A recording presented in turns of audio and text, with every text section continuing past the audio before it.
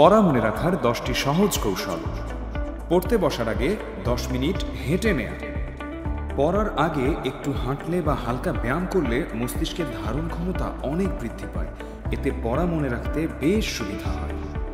পড়ার প্রতি আকর্ষণ অনুভব করা। চিকিৎসা বিজ্ঞানীদের মতে মানুষ কোনো কিছুর প্রতি আকর্ষণ অনুভব করলে তা সহজেই মস্তিষ্কে মেমোরি বা স্মৃতিতে রূপান্তরিত হয়ে যায় এবং তা স্মৃতিতে দীর্ঘস্থায়ী হয়। কালারিং বা মার্কার পেন ব্যবহার করে দাগিয়ে পড়া।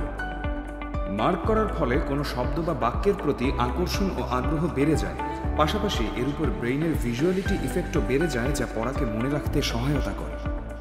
বেশি বেশি পড়া ও অনুশীলন করা। আমাদের ব্রেইন ক্ষণস্থায়ী স্মৃতিগুলোকে তখনই দীর্ঘস্থায়ী স্মৃতিতে পরিণত করে যখন তা বারবার ইনপুট দেওয়া হয়। বারবার ইনপুট দেওয়ার ফলে ব্রেইনের স্মৃতি গঠনের স্থানে গাঠনিক পরিবর্তন হয়, যা দীর্ঘস্থায়ী স্মৃতি তৈরিতে সাহায্য করে। তাই বেশি বেশি পড়া ও অনুশীলন করা পড়া মনে রাখার ক্ষেত্রে খুবই জরুরি। লিখে লিখে বা ছবি এঁকে পড়ার অভ্যাস করা। নিউরোসায়েন্সের মতে কিছু লিখলে বা ছবি আঁকলে ব্রেইনের অধিকাংশ জায়গা উদ্দীপিত হয় এবং ছবি বা লেখাটিকে স্থায়ী মেমোরিতে রূপান্তরিত করে ফেলে। তাই লিখে বা ছবি এঁকে পড়া অনেক বেশি কার্যকর। কনসেপ্ট ট্রি ব্যবহার করে পড়া। কোনো বিষয় পড়ার আগে অধ্যায়গুলোকে কয়েকটি অংশে ভাগ করে নিলে পড়তে বেশ সুবিধা হয়। একে একটি গাছের সাথে তুলনা করা যেতে পারে। গাছটিকে একটি অধ্যায় বিবেচনা করে প্রতিটি পাতায় অংশগুলোর একটি করে সারমর্ম লিখে পড়লে পড়া মনে রাখতে সহজ হয়। এ পদ্ধতিকেই কনসেপ্ট ট্রি বলা হয় এবং পড়া মনে রাখতে এটি কিন্তু বেশ কার্যকর একটি পদ্ধতি। পড়ার জন্য সঠিক সময় নির্বাচন করা। কিছু গবেষণায় দেখা গেছে বিকালের পর আমাদের ব্রেইনের কার্যকারিতা বৃদ্ধি পেতে থাকে।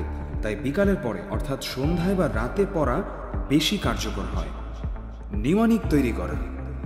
আমাদের ব্রেইন অগোছালো জিনিস মনে রাখতে পারে না, তাই কোনো কিছু ছক বা টেবিল আকারে সাজিয়ে নিলে কিংবা কবিতার ছন্দ বানিয়ে পড়লে তা খুব সহজেই মনে রাখা যায়।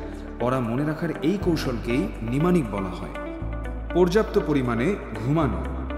আমাদের ব্রেইন যে কোনো তথ্যকে স্মৃতিতে পরিণত করে ঘুমানোর সময়।